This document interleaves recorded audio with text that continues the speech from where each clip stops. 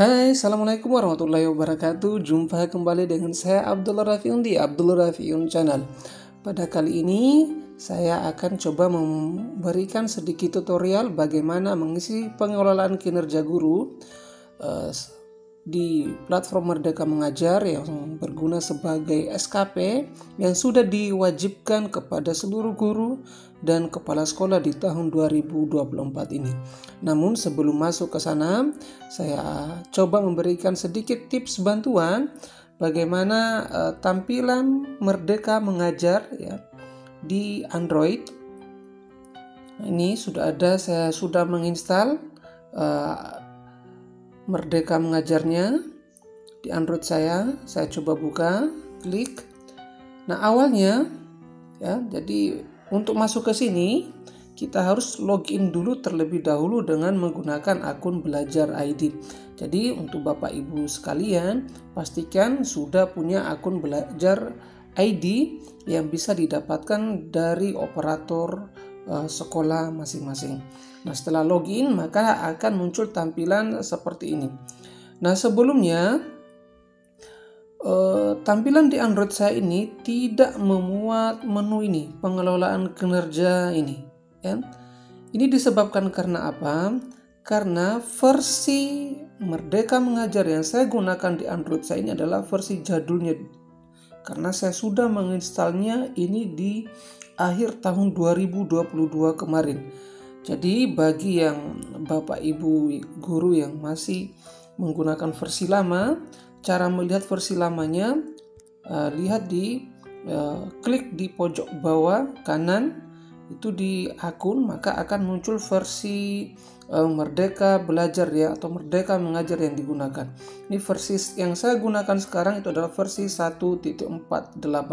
Kalau tidak salah, ini syaratnya kemarin adalah versi yang digunakan untuk Merdeka Mengajar ini harus di atas 1.47 ya. Sementara sebelumnya versi yang saya gunakan itu adalah versi 1.45. Jadi menu pengelolaan kinerja ini tidak muncul di Merdeka Mengajar yang sudah saya install di Android saya. Nah, untuk Bapak Ibu yang versinya masih lama, silakan Bapak Ibu keluar dan melakukan hapus instalasi ya, hapus instalasi yang ini ya, atau di uninstall. Kemudian setelah di uninstall ke Play Store dan cari Merdeka Mengajar, pasti yang muncul itu sudah versi di atas 1.47. Oke, itu sedikit tipsnya. Selanjutnya kita akan masuk bagaimana cara mengisi pengelolaan kinerja guru di PMM. Nah, disarankan di sini yang digunakan itu adalah versi laptopnya ya. Jadi harus login masuk di laptop atau komputer supaya lebih jelas tampilannya. Jadi untuk di Android ini walaupun muncul ya, tapi di sini disarankan buka sistem di komputer atau laptop, karena kalau dilihat di Android ini itu tampilannya sangat kecil sekali. Oke, mari kita simak bagaimana mengisi pengelolaan kinerja guru di PMM versi laptopnya. Oke, selanjutnya kita ke membuka PMM lewat laptop. Nah, sebelumnya pastikan terlebih dahulu bahwa laptop Bapak Ibu itu terkoneksi dengan internet ya. Ini terkoneksi dengan internet. Kemudian saya di sini menggunakan Google Chrome untuk membuka browser saya, dan saya ketikkan di sini Merdeka Mengajar ya, di menu searching ya. Nah, di sini sudah ada tampilannya ya. Saya buka yang ini, Merdeka Mengajar. Nah, kemudian kita login ya, dengan mengklik ini, buka PMM di pojok kanan ini, buka PMM. Kemudian masuk login dengan menggunakan akun Belajar ID ya, ini. Jadi bagi Bapak Ibu yang belum punya tadi, silakan meminta di operator Dapodiknya. Nah, kemudian klik masuk, gunakan akun belajar ID di pemilihan akun. Nah, setelah itu nanti tampilan depannya seperti ini. Kemudian langsung klik pengelolaan kinerja ini. Ya, pengelolaan kinerja. Nah, pengisian isi perencanaan kinerja itu dari tanggal 1 sampai dengan tanggal 31 Januari. Nah, untuk pengisian kali ini hanya 1 semester ya, Januari, Februari, Maret, April, Mei, Juni. Di mana di bulan Januari itu merupakan pengisian perencanaan, sementara realisasinya sudah bisa dilakukan di Februari, Maret, April, Mei. Kemudian di Juni ini adalah refleksi, penilaian, dan penentuan predikat kinerja guru oleh atasan kerja kita. Nah, langsung klik saja ini lanjut ke rencanakan kinerja atau lanjut rencanakan kinerja. Kemudian kita masuk ke sini. Nah, ini ada 8 indikator yang menjadi fokus peningkatan kinerja Anda. Ini sudah terintegrasi atau diambil dari raport sekolah kita ya, raport sekolah, raport pendidikan kita. Nah, tampilan lainnya masih seperti ini. Ini disarankan ini mengambil yang warna merah untuk melakukan perbaikan. Jadi nanti di indikator ini ada 3 warna, ada merah, kuning, dan hijau. Di mana yang warna merah itu yang perlu diperbaiki. Nah, ini untuk di sekolahan saya, untuk rapor pendidikannya, maka saya akan memilih ini yang warna merah, instruksi pembelajaran. Jadi ini disesuaikan dengan keadaan kita, kondisi kita, dan apakah bisa tercapai atau tidak. Kemudian ini juga disesuaikan dengan hasil diskusi dengan atasan atau kepala sekolah. Saya di sini memilih instruksi pembelajaran. Maka ini saya klik ya. Jadi kalau belum diklik maka yang ke pengembangan kompetensi ini belum berwarna hitam. Jadi ketika saya klik, nah ini sudah muncul ke pengembangan kompetensi. Maka setelah dipilih satu indikator tadi, kita lanjut ke pengembangan kompetensi, itu langkah kedua. Nah, ini langkah kedua itu pengembangan kompetensi. Nah, ini berdasarkan Perdirjen GTK nomor 7607 /BB B1 HK 03 tahun 2023 ya. Anda diharapkan memilih minimal 32 poin. Jadi sini sudah ada perhitungannya 32 poin per semester untuk memenuhi ekspektasi atasan Anda. Ya. Jadi kita harus membuat rencana hasil kerja dengan poin yang ada itu minimal 32. Nah, di sini saya memilih rencana hasil kinerja yang pertama. Ini sudah ada 4 poin. Ya, ini saya sudah isi. Dan kalau dihapus juga boleh ya. Ini ada menu hapusnya.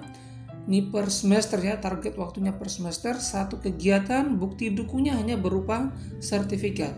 Ini catatan yang diperhatikan, satu kegiatan setara 4 poin ya. Ini setelah itu dipilih sampai memenuhi 32 tadi ya. Lebih nggak apa-apa dengan mengklik mana tambah ini ya. Dengan mengklik tambah, nanti kemudian memilih lagi rencana hasil kinerja ya. Ini saya tidak pilih karena total poin saya sudah 32. Saya khawatirnya dalam satu semester kalau lebih itu tidak terpenuhi. Jadi pemilihannya seperti ini tadi, diklik saja yang rencana hasil kinerjanya atau rencana hasil kerjanya, kemudian memilih di sini sudah ada beberapa kegiatan disertai dengan poin-poinnya ya. Yang paling tinggi ini 128 poin, yaitu meningkatnya kompetensi melalui peran sebagai peserta program pelatihan dan pendidikan jangka pendek atau mengadakan menengah pada bidang kepemimpinan dan bidang teknis yang relevan. Seperti ini guru penggerak ya. Kalau mau tinggi poinnya ya ambil ini satu kegiatan aja. Ini sudah langsung memenuhi menjadi mengikuti kegiatan guru penggerak. Nah, itu. Setelah semuanya terisi atau memenuhi 32 poin tadi, poin minimal, langsung ke tugas tambahan. Nah, tugas tambahan di sini ini sifatnya opsional. ini bagi yang diberikan tugas tambahan saja. Yang mana saja tugas tambahannya? Ini bagi yang sudah cerdik ya, yang jamnya tidak memenuhi 24 biasanya diberi tugas tambahan ini untuk memenuhi 24 jam. Ini berdasarkan SK kepala sekolah ya. Misalnya, nah ini tugas tambahannya ada sebagai wakil kepala sekolah, ada sebagai kepala program kalian untuk SMK, ada sebagai kepala laboran ya, ada sebagai kepala satuan perpustakaan ya. Ini sifatnya opsional, bisa dilewati. Kemudian lanjut ke perilaku kerja. Nah, perilaku kerja ini ada berapa aspek ini? Ada 5, 6, ada 7 aspek ya, ada 7 aspek. Aspek pertama nih berorientasi pelayanan. Ini harus terisi, klik yang panah di sini. Ya. Saya memilih bersifat ramah kepada peserta didik dan orang tua tanpa membeda-bedakan, cekatan dalam bekerja, solutif dalam mengatasi permasalahan pembelajaran, dan dapat diandalkan oleh peserta didik, orang tua maupun rekan sejawat. Itu ada pilihannya. Diklik ini, pilihannya itu banyak, ada 3 ya. Saya memilih yang kedua, yang kira-kira bisa saya kerjakan. Nah, bagaimana Anda menerapkan perilaku tersebut dalam kehidupan sehari-hari? Ini ada pilihannya lagi. Ini menuntaskan semua pekerjaan. Pilihan pertama, kedua mengucapkan salam dan sapa kepada dengan sikap ramah, kemudian mengomunikasikan informasi yang akurat, yang aktual dan akurat. Saya memilih yang ini. Ya. Mengucapkan salam dan sapa dengan sikap ramah. Ini yang kira-kira bisa saya selesaikan. Kemudian pindah ke aspek berikutnya, ada aspek akuntabel, dilakukan seperti hal yang sama seperti yang aspek pertama tadi, kemudian kompeten, kemudian aspek harmonis, kemudian aspek loyal, kemudian aspek adaptif, dan terakhir kolaboratif. Nah, setelah semuanya terisi, ya, indikator perilakunya sudah jelas, kemudian perwujudan perilakunya sudah terisi, maka yang ini tadi akan berubah menjadi warna hitam. Ya, kalau tidak, ini akan tidak. Ini sebagai tombol untuk ke tahap selanjutnya. Maka ini saya klik ke rangkuman.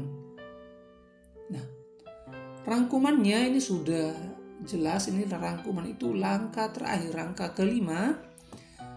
Mulai dari rencana hasil kerja yang pertama itu adalah meningkatnya praktik aktivasi kognitif yang berfokus pada instruksi pembelajaran.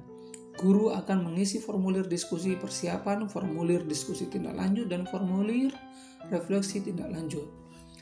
Nah, bukti dukungnya itu nih hasil penilaian observasi kinerja guru. Target kuantitasnya 1 kegiatan, target waktunya per semester.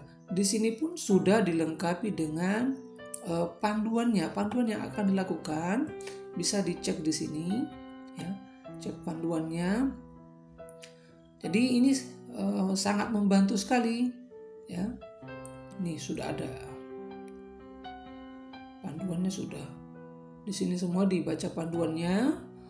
Kemudian saya kembali ke sini, rencana hasil kerja yang kedua ini meningkatnya kompetensi melalui peran sebagai partisipan kegiatan seminar, lokakarya, konferensi, simposium, dan atau studi banding lapangan yang diselenggarakan di bidang pendidikan. Catatan, 1 kegiatan setara 4 poin. Nah, bukti dukungnya ini hanya sertifikat, kegiatannya 1 kegiatan, target waktunya per semester. Ya.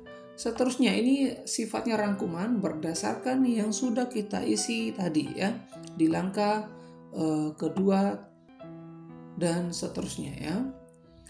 Nah, sampai di sini, sampai kemudian ke perilaku kerja, kemudian lanjut ajukan ya. Kalau sudah dirasa sudah mantap dengan ini, kemudian sudah didiskusikan dengan kepala sekolah, dan pilih lanjut ajukan. Nah, selesai, nanti tinggal menunggu dari hasil penilaian atau dari pemeriksaan atasan. Ya, itu langkah-langkah bagaimana mengisi pengelolaan kinerja di PMM. Semoga bermanfaat. Terima kasih. Assalamualaikum warahmatullahi wabarakatuh.